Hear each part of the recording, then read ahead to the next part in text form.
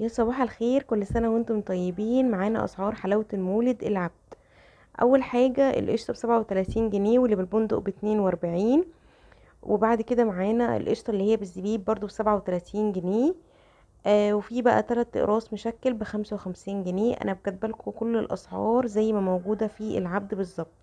بعد كده بقى ندخل على اسعار العلب. اول علبة معانا ب90 جنيه، والمكتوب تحت دوت بيكون محتوى العلبة اللي هي ب90 جنيه، هي بالقطعة مش بالوزن.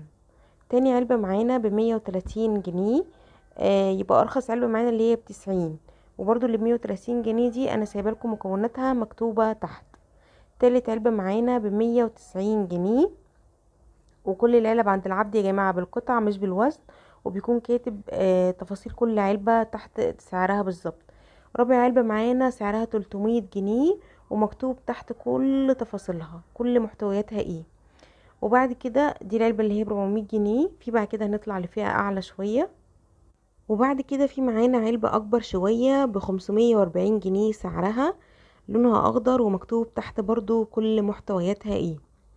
بعد كده نطلع لعلبة تانية ب700 جنيه، وبرضو بيكون مكتوب تحت كل محتوياتها ايه. وبعد كده بقى نطلع على العلب الصفيح، بتبدأ من اسعار 250.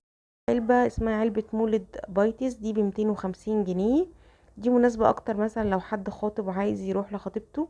وبعد كده في علبة صفيح عروسة صغيرة ب850 جنيه، ومحتوياتها مكتوبة تحت منها اهي، كاتبها لكم باللون الابيض بالخط الرفيع. وبعد كده في علبة معانا ب1500 اسمها علبة صفيح عروس كبيرة، وبرضو محتوياتها مكتوبة معانا. وبعد كده في علبة اسمها علبة هدايا ازرق دي ب860 جنيه، واللي مكتوب تحت دوت كل محتوياتها. كده في معانا علبة هدايا نبيتي ب1100، وبرضو دي مكتوب تحتها كل محتوياتها بالتفصيل. كده في علبة هدايا فضة ب1500. دي بتبقى كده يا جماعة زي صفيح، يعني عندهم زي علب صفيح وعلب كرتون. واخر علبة معانا اللي هي ب1950 اسمها علبة هدايا اخضر، ودي محتوياتها. يا رب يكون الفيديو عجبكم. السلام عليكم.